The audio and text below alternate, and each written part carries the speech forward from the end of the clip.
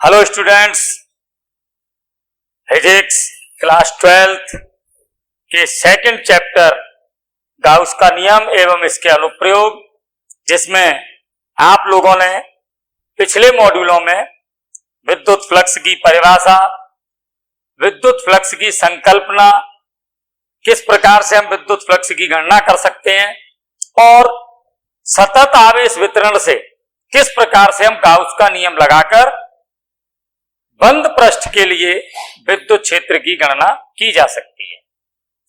ये आप लोग अच्छी तरह से अब समझ गए होंगे कि गाउस का नियम हम किस प्रकार से अप्लाई करेंगे और गाउस का नियम किस प्रकार से सतत आवेश वितरण के साथ विद्युत क्षेत्र निकालने में सहायक है, जहां पर आवेश का वितरण सममित है।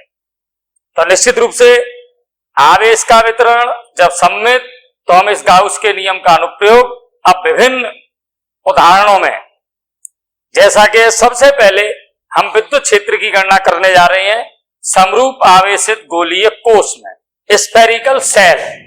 स्टार्ट करते हैं। संपूर्ण समरूप आवेशित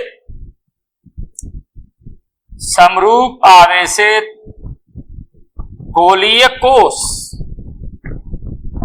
इस गोलीय कोश के कारण हमें विद्युत क्षेत्र की गणना करनी है। जैसा कि आप लोग समझ रहे होंगे, गोलीय कोश, इस आवेश को हमने कहां रखा है? गोलीय कोश पर। गोलीय कोश को आप समझ रहे हैं, खोखला गोला, स्फेरिकल सेल, और वहां हमें विद्युत क्षेत्र की अब गणना करनी है। देखें, सबसे पहले आप गोलीय कोश किस प्रकार का, कितना आवेश उस पर मान रहे हैं, कितनी त्रिज्या, तो हम इसके लिए एक गोलीय कोश लेते हैं और ये जो गोलीय कोश है जिसकी हमने त्रिज्या मान ली कैपिटल R, इस गोलीय कोश का केंद्र मान लेते हैं O और इस पर टोटल आवेश मान लेते हैं हम Q। ठीक है, ये हमने एक गोलीय कोश लिया है जिस पर हमने आवेश माना है Q, जिसकी त्रिज्या है कैपिटल R, जिसका केंद्र है O। समरूप आवेशित है, सब जगह आवेश का मान समान है। हमें इसके कारण विद्युत क्षेत्र की गणना करनी है। अब आप मुझे ये बताएं, विद्युत क्षेत्र हम कितनी स्थितियों में ज्ञात कर सकते हैं इस गोलीय कोश के कारण? निश्चित रूप से देखें, कहां कहां हम विद्युत क्षेत्र की गणना करें, तो हमें इस चित्र से ही पता चल रहा है कि हम विद्युत क्षेत्र की गणना कर सकते हैं इस गोलीय कोश के बाहर। क्लियर है? इस गोलीय कोश के अंदर और इस गोलीय कोश के पृष्ठ पर। तो अब हमें यह पता चल गया कि जिस बिंदु पर मुझे विद्युत क्षेत्र की गणना करनी है, मान लेता हूं ये बिंदु है P। इस P बिंदु पर अगर मुझे विद्युत क्षेत्र की गणना करनी है, जिसकी दूरी मैं मान लेता हूं O से लेकर P तक की स्मॉल r, तो ये P बिंदु की स्थितियां तीन प्रकार की हो सकती हैं। नंबर 1, P बिंदु गोलीय कोश के बाहर स्थित है, इसका अर्थ small r greater than capital R, इसका मान R से ज्यादा है। या फिर ये P बिंदु गोलीय कोश के पृष्ठ पर स्थित है, इसका मतलब स्मॉल r बराबर कैपिटल R। और नंबर 3, ये P बिंदु गोलीय कोश के अंदर है, इसका अर्थ small r less than capital R। ये तीन स्थितियों में हमें विद्युत क्षेत्र की गणना करनी है गोलीय कोश के कारण। तो इसके लिए आप ये देखें, हमने इस गोलीय कोश पर टोटल आवेश कितना माना? Q। मान लेते हैं इस गोलीय कोश का क्षेत्रफल है A। इसका अर्थ ये हुआ कि हमारे पास जो पृष्ठ आवेश घनत्व है, जिसे हम क्या कह रहे थे सतत आवेश वितरण में, किससे व्यक्त कर रहे थे? सिग्मा से। तो सिग्मा बराबर एकांक क्षेत्रफल पर आवेश, तो Q/A। और आप क्षेत्रफल देख ही रहे हैं कितना होगा जब R त्रिज्या है, 4πr²। तो ये हमारे पास पृष्ठ आवेश घनत्व है। मुझे अब गणना करनी है विद्युत क्षेत्र की सबसे पहले मैं गणना कर रहा हूं इस गोलीय कोश के बाहर। जैसा कि आपको पता है, जब मुझे इस गोलीय कोश के बाहर विद्युत क्षेत्र ज्ञात करना है P बिंदु पर, उस स्थिति में आप मुझे ये बताएं, गाउस का नियम हम जब अप्लाई करेंगे तो वहां पर कहा गया था काल्पनिक बंद पृष्ठ, जिसे हम कह रहे थे गाउसियन पृष्ठ। तो इसके लिए मैं O को केंद्र मानकर स्मॉल r त्रिज्या का ये एक गोलाकार गाउसीय पृष्ठ लेता हूं। क्लियर है? मैंने क्या किया है, इस O को केंद्र मानकर एक गोलाकार गाउसीय पृष्ठ लिया है जिसकी त्रिज्या कितनी है, स्मॉल r। अब इस P बिंदु पर मैं ले रहा हूं एक अल्पांश क्षेत्रफल या क्षेत्रफल अवयव, और ये जो मैंने क्षेत्रफल अवयव लिया है जिसे मैं व्यक्त कर रहा हूं ds से या डेल्टा s से, किसी से भी आप व्यक्त कर सकते हैं, तो मैं इसे व्यक्त कर रहा हूं अब किससे, ds वेक्टर से। अब आप मुझे ये बताएं, इस जगह क्षेत्रफल सदिश की दिशा पृष्ठ के तल के लंबवत बहिर्मुखी, तो निश्चित रूप से इस क्षेत्रफल की दिशा होगी पृष्ठ के तल के लंबवत बहिर्मुखी। नंबर 2, चूंकि हम फ्लक्स ज्ञात करते हैं तो उसमें हमें दोनों की दिशा चाहिए, विद्युत क्षेत्र सदिश और क्षेत्रफल सदिश। क्षेत्रफल सदिश की आपने दिशा मुझे बता दी। अब विद्युत क्षेत्र सदिश, चूंकि ये धनावेश है, उस स्थिति में हमने क्या कहा था, धनावेश के कारण क्या होती है, आवेश को उस बिंदु से मिलाने वाली रेखा की ओर, अर्थात त्रिज्य दिशा में। तो यही दिशा किसकी हुई, अब विद्युत क्षेत्र सदिश की। बिल्कुल, बस अब आपको गाउस का नियम लगाना है और विद्युत क्षेत्र की गणना करनी है। ठीक है, इसके लिए सबसे पहले बात, पहले आप मुझे ये बताएं, इस गाउसियन पृष्ठ के अंदर कुल आवेश कितना है, टोटल आवेश कैपिटल Q। तो इसका मतलब मुझे ये पता चल गया जो गाउसियन पृष्ठ के अंदर कुल आवेश है वो है कैपिटल Q। ठीक, चलें गाउस का नियम लगाएंगे, फ्लक्स, विद्युत फ्लक्स की परिभाषा लगाएंगे, दोनों को एक साथ करते हैं। तो गाउस के नियम से गाउसियन पृष्ठ से संबद्ध विद्युत फ्लक्स, गाउसियन पृष्ठ से संबद्ध विद्युत फ्लक्स। चलें बोलें, क्या था गाउस का नियम, किस तरह से हम फ्लक्स की परिभाषा की भी बात करते थे। तो हमारे पास जो परिभाषा थी फ्लक्स की, हाई, जैसे हम समाकलन विधि की बात करते थे, वो क्या थी, हाई बराबर close surface integral E vector dot ds vector. ये परिभाषा है। गाउस का नियम क्या कहता था, हाई बराबर ऊपर क्या लिखना है हमें, उस बंद काल्पनिक पृष्ठ से संबद्ध, उसके अंदर कुल आवेश, बंद जो हमारा काल्पनिक बंद पृष्ठ है उसके अंदर कुल आवेश हमने यहां पे लिखा समेशन Q, और 1/ε0 के गुणनफल।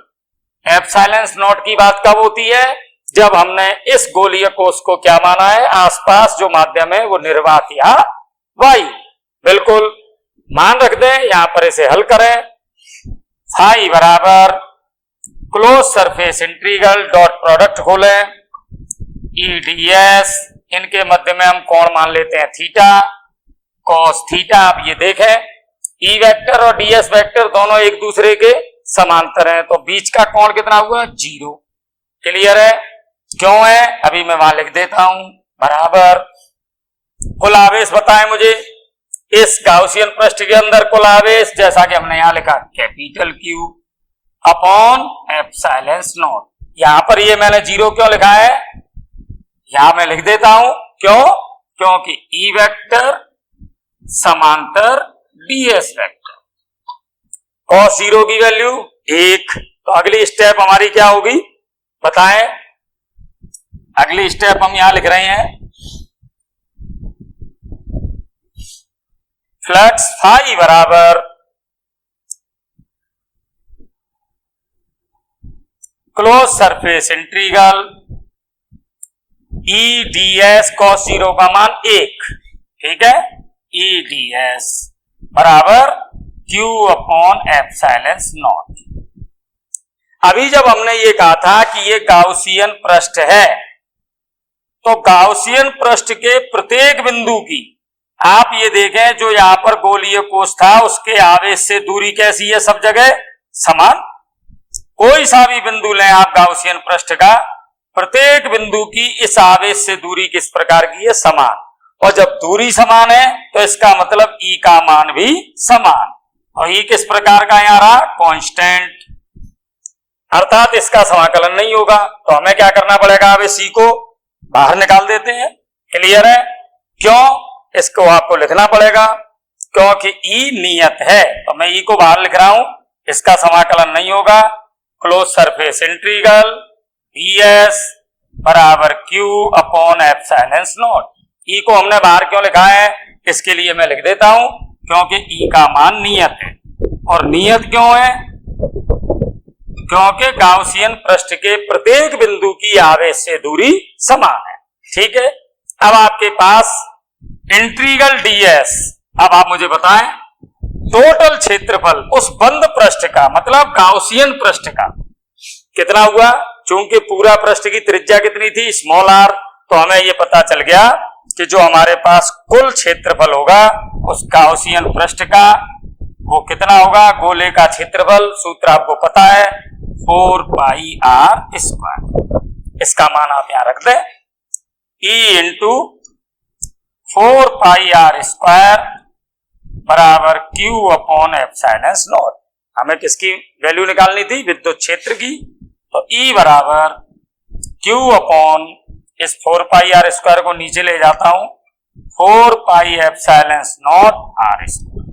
ये आपने E का मान कहां निकाला है, गोलीय कोष के बाहर। तो अब मेरे पास E आउट बराबर Q upon 4 pi epsilon not r square, या मैं इसे कह सकता हूं KQ अपॉन r स्क्वायर। देखें E और R में क्या संबंध है, E आउट समानुपाती 1 अपॉन r स्क्वायर, अर्थात जो विद्युत क्षेत्र है वो r स्क्वायर के व्युत्क्रमानुपाती।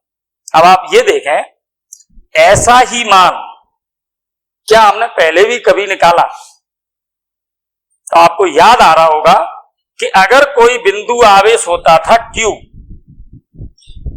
और अगर मुझे r दूरी पर विद्युत क्षेत्र की गणना करनी है, तो बिल्कुल यही मान प्राप्त होता था, और यहां पर हम ये कहते थे ये विद्युत क्षेत्र यहां पर प्राप्त होगा KQ अपॉन r स्क्वायर।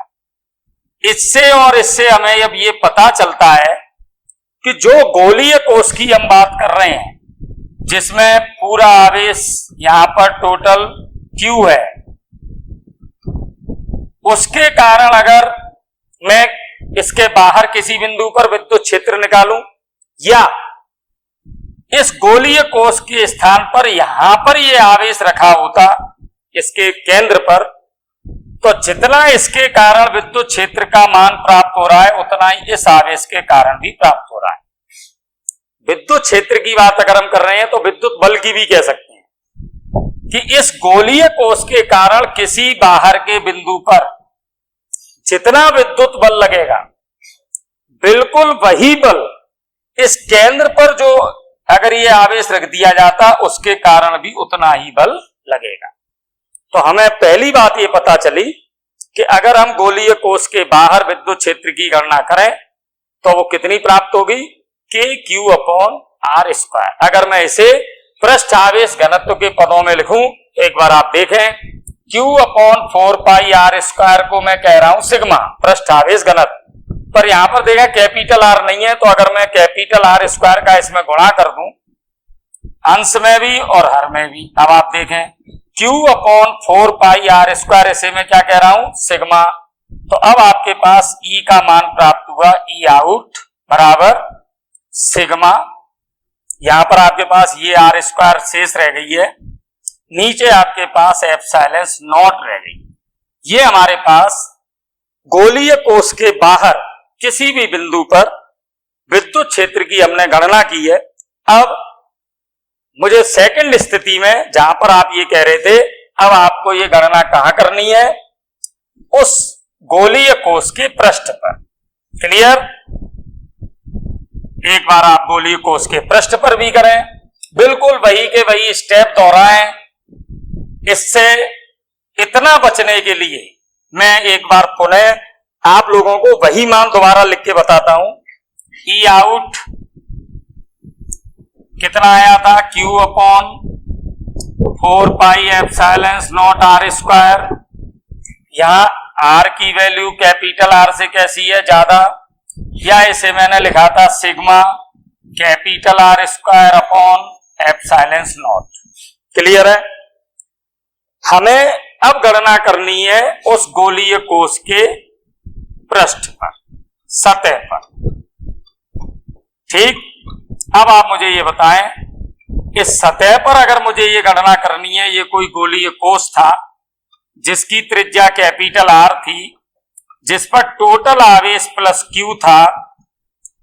पहले हमने स्मॉल r दूरी पर निकाला था, यहां P बिंदु था, अब वो P बिंदु यहां है।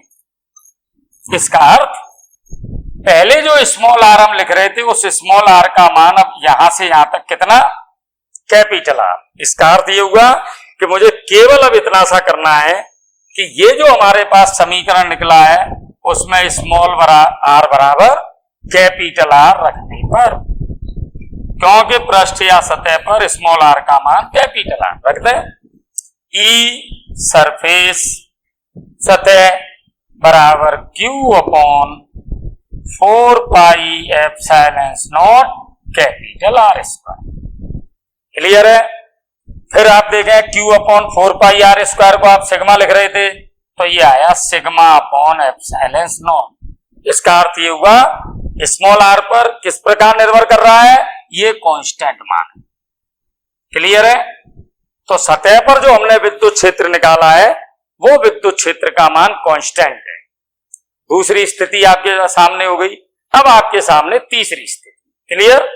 तीसरी स्थिति में आपको विद्युत क्षेत्र कहां ज्ञात करना है? बोले इस गोलीय कोश के अंदर। ठीक, निकालते हैं। ये गोलीय कोश है। अब आपके पास ये जो P बिंदु है, अब आपको ये P बिंदु कहां लेना है? अंदर। ठीक है, ये P बिंदु यहां है। यहां से ये दूरी मैंने मान ली स्मॉल r। गाउस का नियम लगाना है, लगाएं। गाउस का नियम लगेगा जब गाउसियन पृष्ठ लेंगे। हमने फिर एक बार गाउसियन पृष्ठ कैसा लिया? गोलाकार बंद पृष्ठ, गोलाकार गाउसियन पृष्ठ। ठीक है, क्या करें? इस पर हम एक क्षेत्रफल अवयव लेते हैं। क्षेत्रफल अवयव की दिशा आपको पता है, ds वेक्टर कहां होती है? पृष्ठ के तल के लंबवत बाहर की ओर। क्लियर है? ठीक है, अब आपको निकालना क्या है? विद्युत क्षेत्र। गाउस का नियम लगाना है, फ्लक्स की परिभाषा लगानी है। एक बार फिर देखें, लगाएं। गाउस के नियम से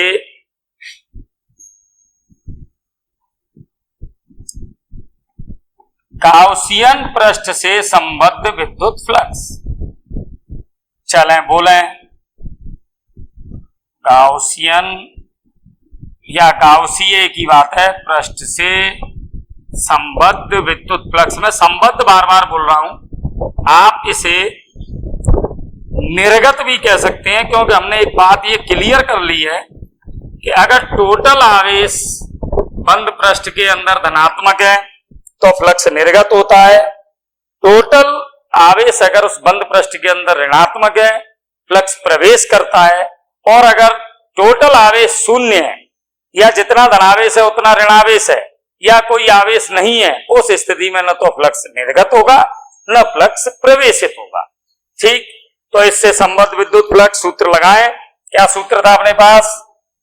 फाई बराबर close surface integral E vector dot ds vector. Gauss का नियम लगाएं, ये परिभाषा से था, उस बंद पृष्ठ के अंदर स्थित कुल आवेश और एप्सिलॉन नॉट के अनुपात के बराबर।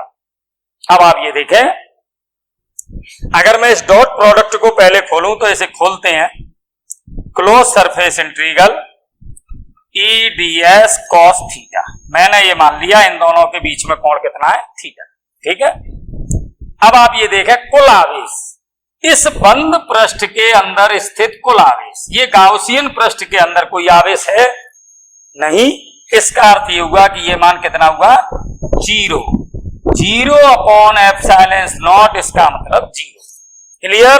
क्यों है ये 0? क्योंकि इस बंद पृष्ठ के अंदर कोई आवेश नहीं। अब आप ये देखें कि यहां पर ये जो हमारे पास मान आया है, ये मान हमारे पास प्राप्त हुआ 0।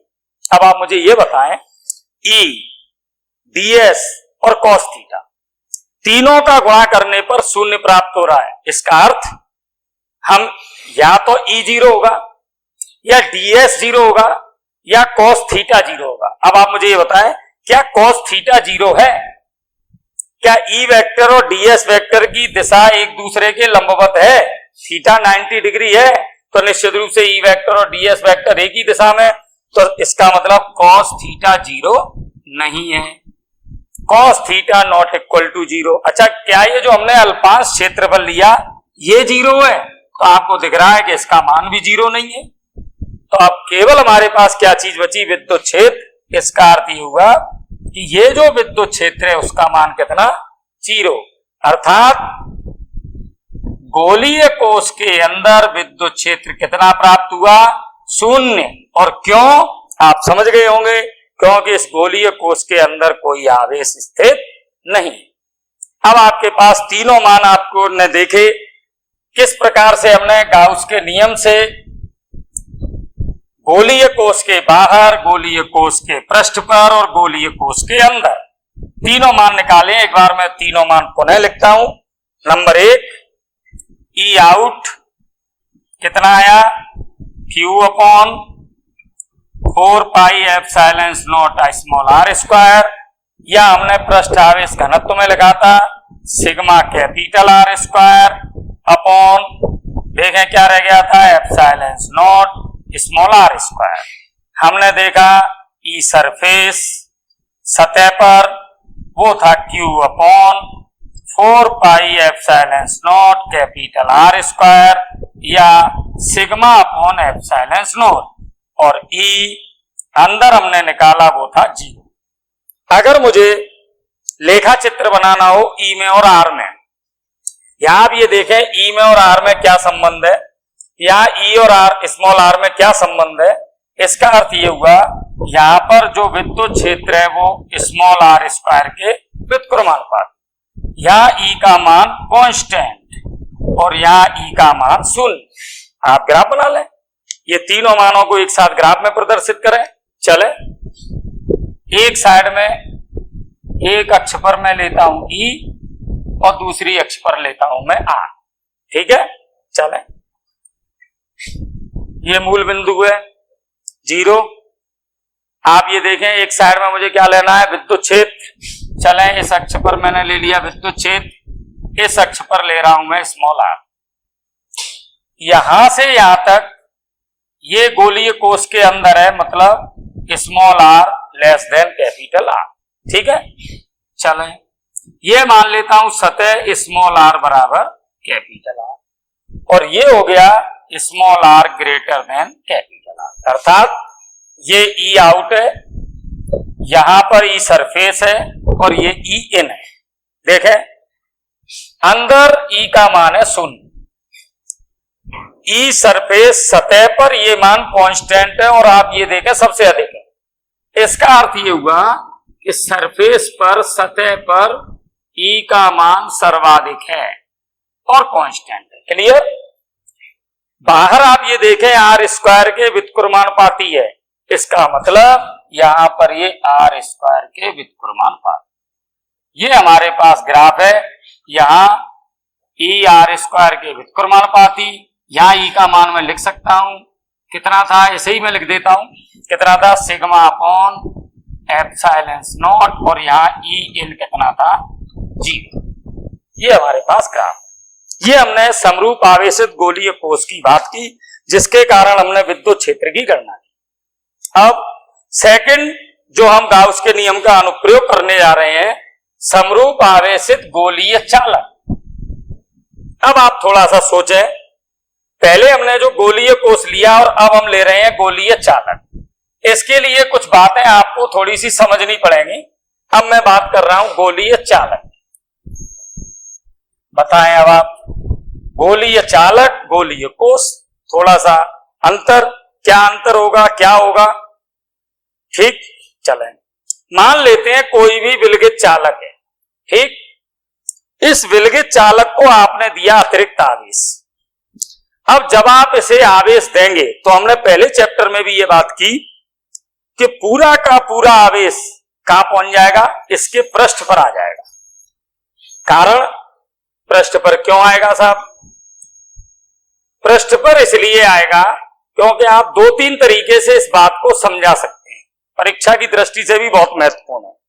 नंबर एक, कि जब हम कोई आवेश इस गोलीय चालक या किसी भी चालक को देते हैं, तो वो आवेश इसके अंदर नहीं जा सकता। कारण, अगर आपने इसे आवेश दिया और मान लेते हैं वो आवेश इसके अंदर चला गया, तो आप ये देखें कि ये जो आवेश है जो इसके अंदर है, इस पर कौन सा बल लगेगा? प्रतिकर्षण बल। और अगर ये प्रतिकर्षित होंगे एक दूसरे से, तो प्रतिकर्षण बल की वजह से ये अधिक से अधिक दूरी पर जाने का प्रयास करेंगे। तो ये जो आवेश है, ये अधिकतम दूरी क्या हो सकती है? इस गोले का पृष्ठ। तो निश्चित रूप से इस प्रतिकर्षण बल के कारण कोई भी आवेश इसके अंदर नहीं हो सकता, क्योंकि इस बल के कारण वो अधिकतम दूरी पर जाने का प्रयास करेंगे, और वो अधिकतम दूरी का मतलब पूरा का पूरा आवेश कुछ समय में, नैनो सेकंड में कहां पहुंच जाएगा? उस गोले के पृष्ठ पर। नंबर दो, अगर मैं दूसरी तरीके से बात करूं धात्विक चालकों में, आप ये देखें, अगर कोई धात्विक चालक है, स्थिर विद्युतीय परिस्थितियों में क्या होता है? हम ये कहते हैं कि चालक के अंदर विद्युत क्षेत्र का मान शून्य होता है। आपने पढ़ा होगा इलेक्ट्रोस्टैटिक में अपन ये बात कहते हैं कि चालक के अंदर विद्युत क्षेत्र का मान कितना? शून्य। अब धात्विक चालकों के लिए आप इसे आसानी से समझें, केमिस्ट्री के हिसाब से समझें कि अगर कोई धात्विक चालक है और उस चालक के अंदर मान लेते हैं विद्युत क्षेत्र है, मैंने ये मान लिया विद्युत क्षेत्र शून्य नहीं। अब क्या होगा? अगर विद्युत क्षेत्र है तो जो चालक के अंदर मुक्त आवेश है, मतलब इलेक्ट्रॉन है, जो मुक्त इलेक्ट्रॉन है, इन पर लगेगा विद्युत बल। क्लियर है? और जब इन पर लगा विद्युत बल, तो आप ये देखें कि उस विद्युत बल की वजह से ये मुक्त इलेक्ट्रॉन करेंगे गति, और जब गति करेंगे तो निश्चित रूप से धारा प्रवाहित होगी, क्योंकि मुक्त आवेश इलेक्ट्रॉन गति कर रहे हैं। पर आपने कभी किसी धात्विक चालक में ऐसी कोई शाश्वत धारा प्रवाहित होती देखी है? बिल्कुल नहीं। इसका अर्थ यह हुआ कि अंदर इसके कोई भी विद्युत क्षेत्र नहीं है। कई उदाहरणों से आप इसे समझा सकते हैं, चाहे वो धात्विक चालकों के हिसाब से समझाएं, प्रतिकर्षण बल के आधार पर समझाएं। इससे हम ये स्पष्ट कह सकते हैं कि अगर किसी चालक को हम अतिरिक्त आवेश देंगे, तो वो बहुत कम समय में अपने आप को इस प्रकार व्यवस्थित करेगा कि वो संपूर्ण आवेश कहां पहुंच जाएगा? उसके पृष्ठ पर। अब आप ये देखें, ये विलगित गोलीय चालक है, और आपने ये कहा कि पूरा का पूरा आवेश कहां पहुंच गया? इसके पृष्ठ पर। तो निश्चित रूप से आप ये समझ गए होंगे कि अब जो अभी हमने गणना की थी गोलीय कोष की, बिल्कुल वही की वही गणना यहां पर होगी। मान लेता हूं इसकी त्रिज्या कैपिटल आर है, आपको विद्युत क्षेत्र की गणना करनी है, वही पहले की तरह। पी बिंदु या तो इस गोलीय चालक के बाहर होगा, या पी बिंदु इस गोलीय चालक की सतह पर होगा, या पी बिंदु इस गोलीय चालक के अंदर होगा। और तीनों स्थितियों में आपने विद्युत क्षेत्र की गणना की है। जैसा कि अभी हमने देखा, बाहर विद्युत क्षेत्र आर स्क्वायर के व्युत्क्रमानुपाती, सतह पर विद्युत क्षेत्र कांस्टेंट, और अंदर विद्युत क्षेत्र शून्य। तो इसका मतलब अब हमारे पास जो तीसरी बात होगी वो कौन सी होगी? समरूप आवेशित गोलीय अचालक, कुचालक। और आप ये समझ गए होंगे कि अचालक या कुचालक में जब आप निकालेंगे, कुचालक में क्या होता है? आवेश जहां दिया जाता है उसी जगह पर विद्यमान होता है। तो अब आज हम ये गोलीय चालक, ये अंतिम टॉपिक आज का हम ले रहे हैं, जिसमें गोलीय चालक पर विद्युत क्षेत्र की गणना कर रहे हैं। और निश्चित रूप से एक बार फिर वही की वही चीजें फिर हम दोहराते हैं। ये कोई गोलीय अचालक है जिसकी त्रिज्या कैपिटल R और हमने इसे आवेश दिया है Q। अब आप समझ गए होंगे अचालक में कुचालक में अंतर, पूरा का पूरा आवेश कहाँ है, इसके अंदर। संपूर्ण आयतन में पूरी तरह से समान रूप से वितरित है। कितना आवेश हमने माना Q, त्रिज्या कितनी R, इसका मतलब आप आयतन आवेश घनत्व लिख सकते हैं। क्या था आयतन आवेश घनत्व? एकांक आयतन पर उपस्थित आवेश, तो आयतन आवेश घनत्व रो से व्यक्त करते हैं। कुल आवेश कितना Q, इस गोले का आयतन लिखें, गोले का आयतन होता है 4/3 पाई R3। हमें क्या करना है, इस गोलीय चालक के कारण विद्युत क्षेत्र की गणना करते हैं। 3 स्थितियां फिर। नंबर 1, गोलीय चालक के बाहर, यहां हो सकता है P बिंदु, गोलीय चालक के पृष्ठ पर या गोलीय चालक के अंदर। बिल्कुल प्रारंभ करें। सबसे पहली स्थिति कौन सी? गोलीय चालक के बाहर। बाहर का मतलब अभी जैसा आपने निकाला था, small r greater than capital R। फिर वही की वही बिल्कुल वही चीजें हैं। क्या करें, ये स्मॉल r दूरी है, इस O को केंद्र मानकर स्मॉल r त्रिज्या का गोलाकार गाउसीय पृष्ठ की कल्पना करें। ये हमने स्मॉल r त्रिज्या का गोलाकार गाउसी पृष्ठ लिया है।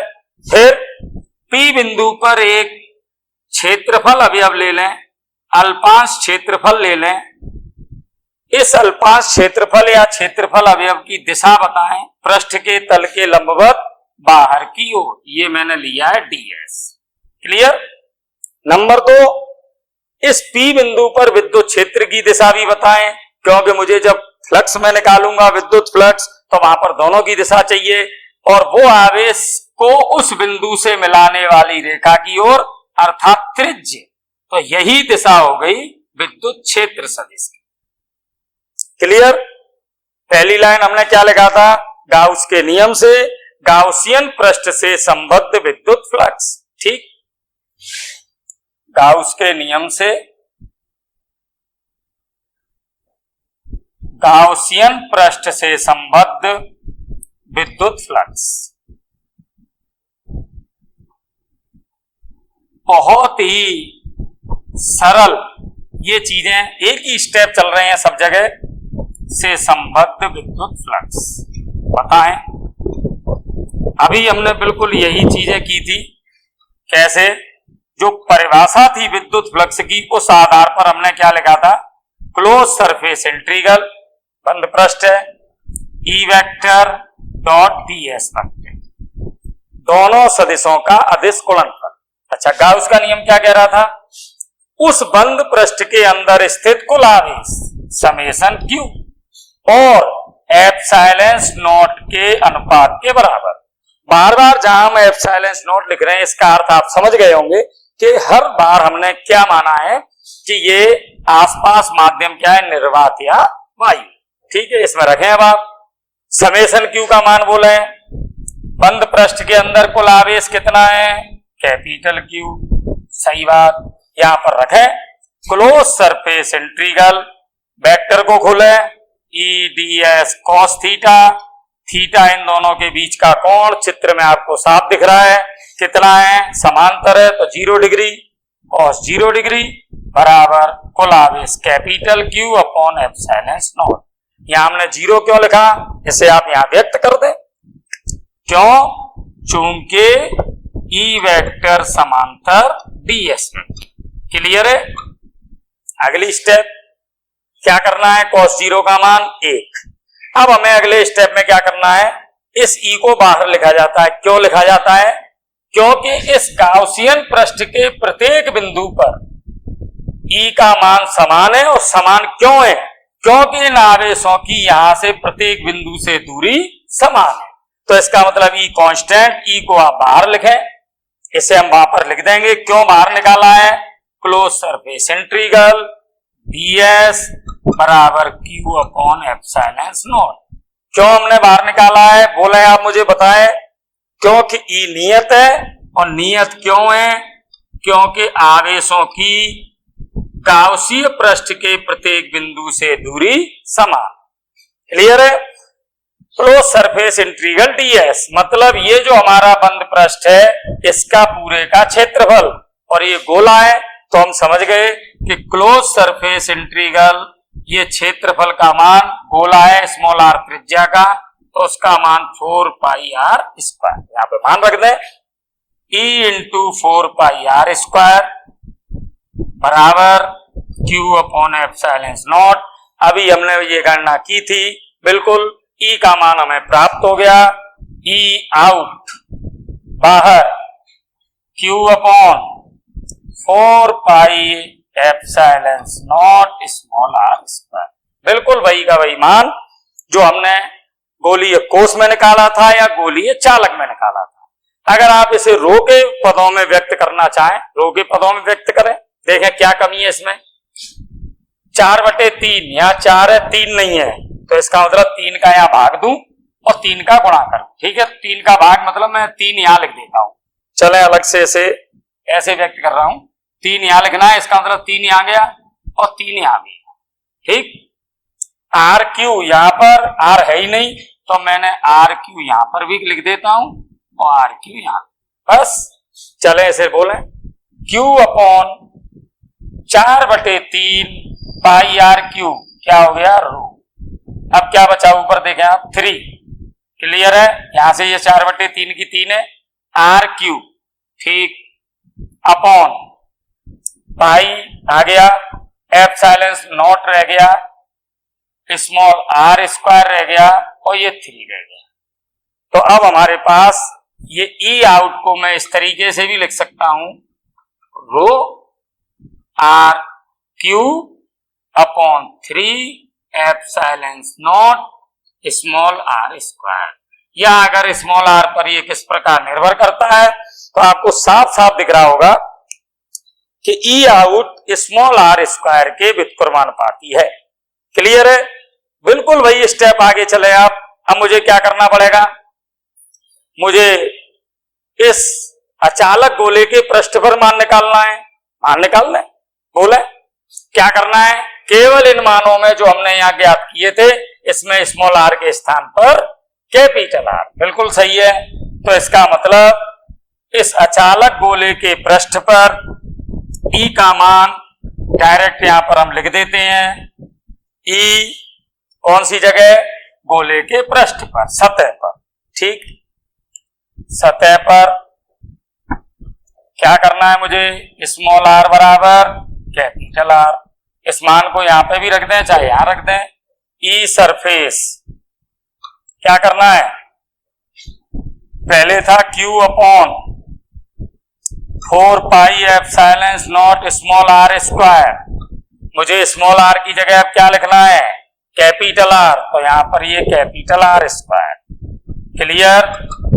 इस तरीके से आप लिखना चाहें यहां पर भी बोले E surface rho capital R q upon 3 epsilon not small are की जगह कैपिटल आर स्क्वायर से इसे कैंसिल करें, रो अपॉन 3 एप्सिलॉन नॉट ऊपर आर। कैसा मान प्राप्त हुआ, कांस्टेंट। ये मान कैसा है, कांस्टेंट। तो सतह पर वही पहले की तरह मान प्राप्त हुआ है, कितना, Q upon 4 pi epsilon not capital R square. Last हमारा तीसरी स्थिति, और वो है अब इस अचालक गोले के अंदर। देखें केवल यहां पर डिफरेंस हो रहा है गोलीय कोष में, गोलीय चालक में, गोलीय अचालक में। ये दोनों स्थितियां सब जगह एक जैसी आई हैं या नहीं, चाहे हमने बाहर निकाला हो चाहे हमने सतह पर निकाला हो, पर अब ये स्थिति अलग आने वाली है। और कारण आप समझ गए होंगे क्यों अलग आएगी। अलग इसलिए आएगी क्योंकि पहले चाहे वो गोलीय कोष था या गोलीय चालक था, अंदर कोई आवेश नहीं था, पर अब गोलीय चालक में अंदर आवेश है। इसलिए ये आप थोड़ा सा फिर ध्यान से देखें, क्योंकि अब हम जो अंदर निकाल रहे हैं उसमें थोड़ा सा अंतर आएगा। ये हमारे पास गोलीय चालक है जिसके अंदर टोटल आवेश Q है, इसका केंद्र O है, त्रिज्या कैपिटल R है, और मुझे इस गोले के अंदर इस P बिंदु पर विद्युत क्षेत्र की गणना करनी। क्लियर? गाउस का नियम लगाना है, इसका मतलब मुझे गाउसियन पृष्ठ लेना है, और मैंने स्मॉल r त्रिज्या का एक गोलाकार गाउसियन पृष्ठ लिया है। मान लेता हूं इस गाउसियन पृष्ठ के अंदर कुल आवेश है Q डैश। यहां अब मैं इस P बिंदु पर अल्पांश क्षेत्रफल लेता हूं, जिसकी दिशा क्षेत्रफल की पृष्ठ के लंबवत बाहर की ओर, ये ds वेक्टर। विद्युत क्षेत्र की दिशा त्रिज्य, इसका मतलब इस साइड में ही नियम लगाना है। अब आप मुझे ये बताएं कि सबसे पहले ये जो इसके अंदर आवेश है उसका मान कितना है, मतलब गाउसियन पृष्ठ के अंदर स्थित कुल आवेश। सोचें, संपूर्ण आयतन में आवेश कितना था Q, इसका मतलब एकांक आयतन में जो हमने आवेश लिखा उसे हम क्या कह रहे थे, रो। क्लियर है? इसका मतलब क्या हुआ, एकांक आयतन मतलब 4/3 पाई r क्यू। एकांक आयतन में उपस्थित आवेश, एकांक आयतन में कितना आवेश है, रो। तो इतने आयतन में कितना होगा, तो इसका मतलब रो इंटू इसका आयतन इस गोले का, और वो 4/3 पाई स्मॉल r क्यू। या इसे थोड़ा सा और हल करें, ये रो का मान है, यहां पर मान रख देते हैं, तो समेशन Q बराबर इसमें गुणा कर दें 4/3 पाई स्मॉल r क्यू। ये आपका कैंसिल, ये मान प्राप्त हुआ Q स्मॉल r की घात 3 अपॉन कैपिटल R की घात 3। ये किसका मान प्राप्त हुआ है आपको, Q डैश का। नंबर 2, ये जो इस दोनों सतहों के बीच का जो आवेश है, जिसे मैं कह सकता हूं अब Q माइनस Q डैश, इसके कारण इस बिंदु पर विद्युत क्षेत्र का कोई प्रभाव नहीं होगा। क्लियर? इसका मतलब अब मुझे सीधा सीधा वही पहले वाले स्टेप, गाउस के नियम से गाउसियन पृष्ठ से संबद्ध विद्युत फ्लक्स, गाउसियन पृष्ठ से संबद्ध विद्युत फ्लक्स। चले, निर्गत भी मैं कह सकता हूं, आप समझ रहे हैं, धनात्मक आवेश है इसलिए कह सकता हूं, संबद्ध भी आप कह दें। चलें पहले परिभाषा से लिखें, फाई बराबर close surface integral E vector dot ds vector का उसका नियम लगाएं, उस बंद पृष्ठ के अंदर स्थित कुल आवेश समेशन Q, और निर्वात या वायु है तो एप्सिलॉन नॉट का भाग। चलें डॉट प्रोडक्ट को खोलें, दोनों की दिशा एक ही है, तो close surface integral E ds cos 0 का मान 1। ठीक है, हम यहां नहीं लिख रहे, यहां मैं लिख देता हूं, E वेक्टर समांतर है ds वेक्टर, ठीक, बराबर कुल आवेश उस बंद पृष्ठ के अंदर ये लिखा हुआ है Q small r cube upon capital R cube, और नीचे एप्सिलॉन नॉट। फिर वही बात, E का मान नियत है क्योंकि प्रत्येक बिंदु की आवेश से दूरियां समान है। E को हम क्या करें, बाहर निकालें। इंटीग्रल हमें किसका करना है, ds का, बराबर Q r की घात 3 अपॉन कैपिटल R की घात 3 एप्सिलॉन नॉट। ds वही पहले वाली बात, इस गोलाकार गाउसी पृष्ठ का क्षेत्रफल 4 पाई r स्क्वायर, स्मॉल r हमने यहां से यहां तक की दूरी मानी है, इसका मतलब E into 4 pi small r square बराबर क्यू स्मॉल आर की घात 3 कैपिटल आर की घात 3 एप्सिलॉन नॉट। ई का मान निकाल दे, बोल दे कितना मान आया। ई बराबर Q upon 4 pi R square से आर क्यू कैंसिल हो जाएगी, स्मॉल आर बची, नीचे ऐसे ले जा रहे हैं तो 4 pi epsilon not R Q. Clear. इसे अगर आप रो के पदों में लिखना चाहें बोल दें, इसे रो आप कह रहे थे Q upon 4/3 pi R Q, इसका मतलब 3 का यहां भाग दें, मतलब 3 ऊपर और 3 नीचे। इसे आप किस तरह लिख सकते हैं, ई बराबर क्या किया है आपने, चले एक बार लिख लेते हैं। किसी भी चीज को और थोड़ा सा सरल बनाने के लिए कोई प्रॉब्लम नहीं है, आप इसे और अच्छी तरह समझें। 3 का मैंने भाग दिया है, ठीक, तो यहां पर 3 का गुणा करना पड़ेगा। अब ये जो Q upon 4/3 pi R Q, इसे ही आप कह रहे थे रो। क्लियर। अब आपके पास नीचे रह गई 3, नीचे रह गई एप्सिलॉन नॉट, ऊपर रह गई R। ये आपके पास E का मान आया है।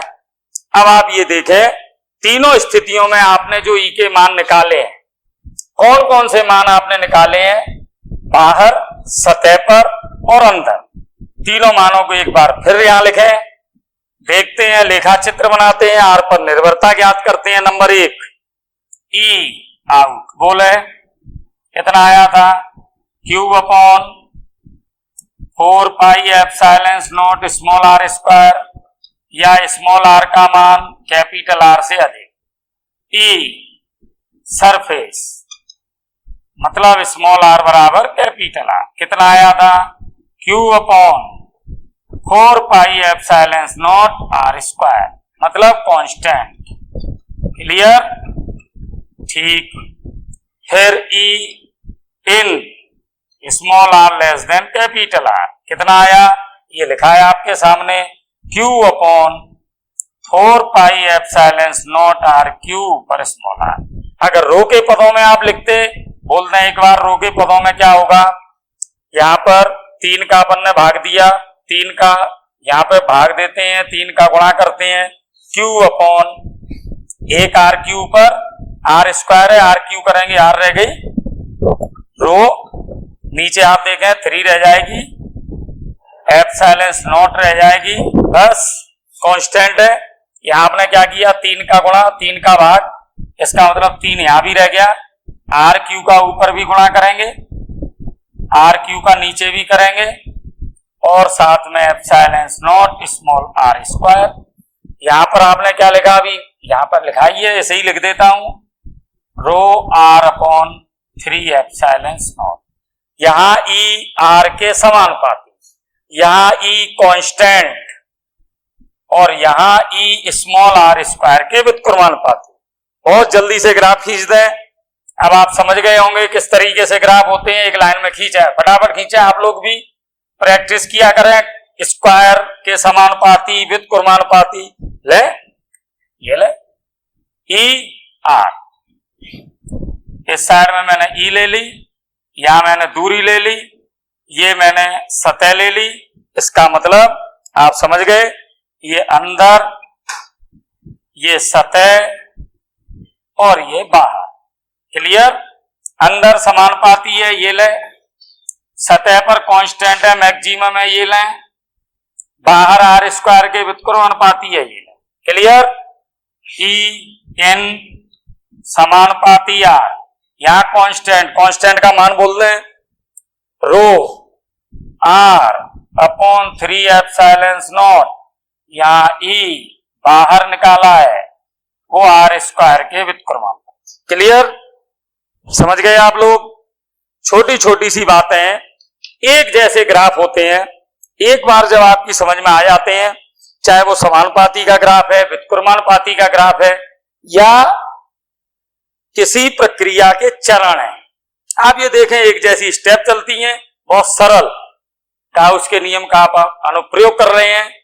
आपने कितनी जगह अब निकाल लिया विद्युत क्षेत्र, 3 जगह। नंबर 1 आवेशित गोलीय चालक, आवेशित गोलीय कोष और आवेशित अचालक। तो मैं समझता हूं बहुत इजी है। आगे अपन फिर अन्य सम्मित वितरण में किस प्रकार से गाउस के नियम को अप्लाई करेंगे, इसे करते हैं। आप लोग थोड़ा सा नोट्स भी पढ़ें, साथ में एक बार जो मैथमेटिकल जो कैलकुलेशन होती है इसे एक बार आप स्वयं अपनी नोटबुक में करेंगे तो मैं समझता हूं बहुत ही सरलतम चीजों को आप बहुत जल्दी समझेंगे। बहुत बहुत धन्यवाद।